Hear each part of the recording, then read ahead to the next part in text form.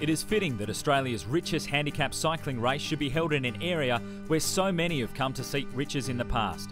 Kalgoorlie-Boulder would once again be the starting point for the GMF Goldfields Cyclassic and the Be Active Cycle Instead Community Challenge. An early morning Alliance airline flight carried visiting riders directly from Perth to Kalgoorlie, allowing them to arrive in time for race registration. Specifically chartered for the event, the flight gave non-professional riders an insight into the life of a travelling cycling professional. At the GMF Goldfields Cyclassic for the first time was Australian cycling junior sensation Ewan, riding for the New South Wales Institute of Sport. Also present were riders from the Eclipse Pro Cycling and Plan B racing teams. Ewan travelled alone, however he would find allies amongst the Jayco Capilano Honey Shotz team that included Brad Linfield. Pretty sure there's going to be a headwind for most of the way, so I mean we'll see. It should be a good ride anyway. It's a pretty decent bunch, so it should be hard as well. Amongst the A-grade field was former Australian road race champion Paul Miller, who'd be giving no allowances to the younger riders in the group, most of whom were less than half his age. Yeah, no, they won't be getting any of that from me. In the women's field was another emerging star, Alyssa Wondersits, riding in her first handicap two-day road race. She would be riding against Queenslander Kimberly Wells, who travelled with the specialised South Australia women's team, along with Carla Franson. On the MacArthur Minerals Menzies Classic stage, C-grade riders were given a 14-minute advantage over the A-grade group. The scratch group would be required to regain approximately 1 minute for each 10 kilometres of the race. Heading out of Kalgoorlie, the field was faced with a strong headwind that would persist on the 132-kilometre stretch of desert road. The A-grade group worked as a cohesive unit, with teams sharing the pacemaking as they sought to pull back the advantage given to the other groups. Eclipse rider Ben Hill looked solid on the road and appeared determined to have a good weekend. Plan B racing team were keen for an event win after several good results on the National Road Series. Their lineup included 2009 National Road Race champion Peter McDonald, Peter Hatton, Brad Hall and yet another young champion in Jackson Morby. The biggest threat to the scratch riders came from the D grade, which had been given a 32-minute head start. The riders recognised they had a chance to cause an upset and were working well at the front of the field. The KCGM sprint point at Gidgee Roaster was won by Peter Hatton, a positive start for the Plan B team. The bright sunny conditions were in stark contrast to the previous year's event, where heavy rain had prevailed over both days. The bright sun provided little comfort to the many handicap riders who struggled to hold on to their groups as the stage approached the halfway mark.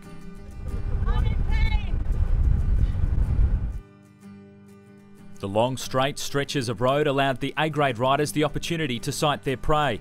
Led by the Plan B racing team riders, they continued to overcome the straggling riders one by one. The Kalgoorlie Menzies Road is generally the domain of wandering tourists and road trains. The spectacle of the GMF Goldfields Cyclassic provided an interesting contrast to the desert landscapes, as well as the huge heavy vehicles along the course. The array of support and safety vehicles worked well with the general traffic throughout the race to ensure riders were able to compete without incident or disruption. Unfortunately for Paul Miller, his ride was disrupted by another problem. Got a puncture. The last of the handicap riders endeavoured to stay in front as the race itself passed the many spectators spread across the course. By the 90-kilometre mark, the A-grade riders had claimed the scalps of the entire field, leading to a breakdown of the alliances and organisation that got them to the front of the race. The tempo increased again, and with approximately 40 kilometres remaining until the Menzies finish line, a breakaway split the peloton. Present in the group of 7 riders were all the main contenders, including Ewan, Hall, Hatton, Linfield, Chris Beck, Ben Hill and Henry Morley. With several strong sprinters in the group, the stage was set for an exciting group bunch sprint finish. As they approached the line, youngster Ewan turned on an explosive burst of speed, sprinting solo to the line for the win. In doing so, leaving West Australian Brad Hall to finish in second place, ahead of Eclipse Pro Cycling elite team rider Ben Hill. Eventually there was about 10 of us rolling through, and then a split happened probably about 40 k's to go, I think it was. And I missed it originally, but then straight away I just thought, like, if I want to be there, I have to go right now, and then just went across as hard as I could, and then eventually got on there, and then, yeah, luckily that was the one that stayed away, and then just came to the finish. In the women's category, specialised women's South Australia rider Kimberly Wells posted the fastest time after fighting hard all day amongst the C-grade riders. I kept up for quite a while with the A-grade, but just in the wind, it just cut everyone off. So was soon with a group of 6 or 8 of us, which was great to have them to work together. The longest I've done on a handicap is probably 70 kilometres, so having a 130 kilometre handicap race is it's just full on the whole time. With the GMF Goldfields Cyclassic in town, Menzies was a buzz of cycling-related activity in what is one of the biggest days on the annual calendar for the small community. People who wouldn't even have a clue what a cycle race looked like now know about the Tour de France, and you talk to them and they say, oh yeah, I watch it every year, love it. And that's now leading to watching the Tour Down Under and now this. And look, it's great. I think it's a 2-day event and we can do some other things, and particularly like involving the local Indigenous kids and teaching them about riding.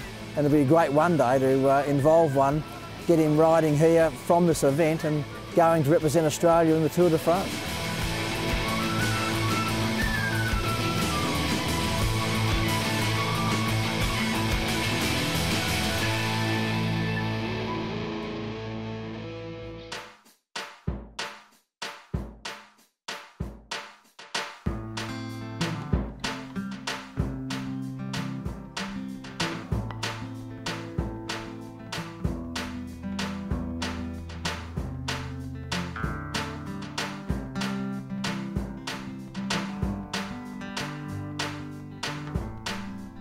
The picturesque outback scenery around the Menzies town would be a fitting backdrop to the 105-kilometre Tribune Resources Leonora Golden Wheel stage on day 2.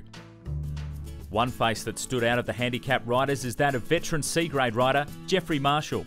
This is about my 15th time, and it's been all pretty good. I'm 70 this year, and I want to finish, but I don't know how we're going to go. It all depends on scratch. Fittingly, the C-grade rider's departure from Menzies coincided with the passing of another road train.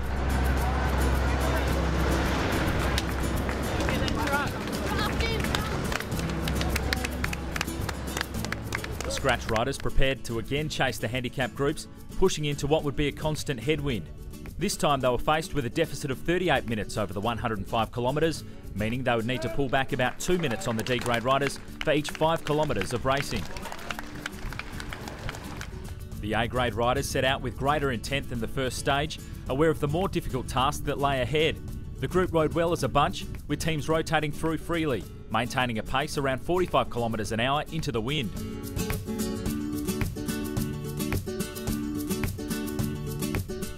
Veteran rider Jeffrey Marshall revelled in the blustery but sunny conditions, even managing to find the legs to win a minor sprint partway through the course.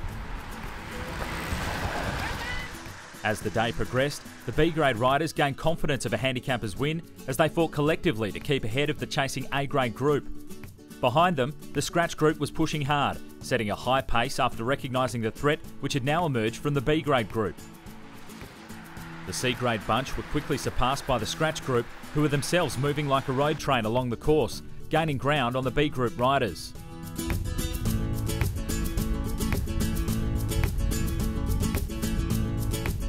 A bend in the road gave an indication of the gap to the B-grade group, and it appeared inevitable the A-grade riders would again be sprinting for the finish in the town of Leonora. Once passing the B-grade riders, the tight structure of the scratch rider group rapidly decreased as several attacks spread them across the highway. In Leonora, spectators were given 2 opportunities to see Ben Hill and Peter Hatton as they completed a lap of the town before battling each other in a sprint finish down the main street. This time, Hill edged out Hatton, handing Plan B another near-miss second place. However, there was some joy for Plan B when Brad Hall comfortably overcame Caleb Ewan in the sprint for third. On the outside, Ewan can't take him today. That was way back. Paul ran second. Today was pretty good. With the scratch guys worked really well together into tough conditions, and we managed to catch everyone fairly quickly, and a move got away at the end. And I was lucky enough to get in a 2-man move. I think we both decided it was just going to be mano down the finishing straight, and unfortunately for me, yeah, he was a bit quicker, so he won, and yeah, I finished second. But going into that wind, it was pretty hard, pretty heavy. You're getting a lot of respite because the headwind was so strong when you were sitting on. But once you got onto the front, it was really quite savage. So the guys had to work again really hard. Youngster Alyssa Wondersits came from D grade to be the first female home. She finished ahead of local rider Jenny Clothier and Kimberly Wells, who again sprinted hard to the line. It was pretty hard. It was a long course, pretty windy, block headwind. It's very different. It's very long roads that seem to go on forever and never end, but it's good. It's a good change. A photograph of that fine prize. Hill had done enough to claim the overall title for the GMF Goldfields Classic, a classy win ahead of a high-quality field. In the women's category, local rider Jenny Clothier held on for the overall win after 2 consistent days of riding. Our thing was not to let C grade catch us today, and just working together and thinking just keep them at bay. So, and we did that today, so it was great. After the race, organisers were praised by Cycling Australia and provided with positive news about next year's event. Was suggesting that there's going to be a National Road Series race incorporated with the Tour de Perth next year, and that could possibly go a long run the week following the Cyclassic, which I think would go along and create a lot of interest.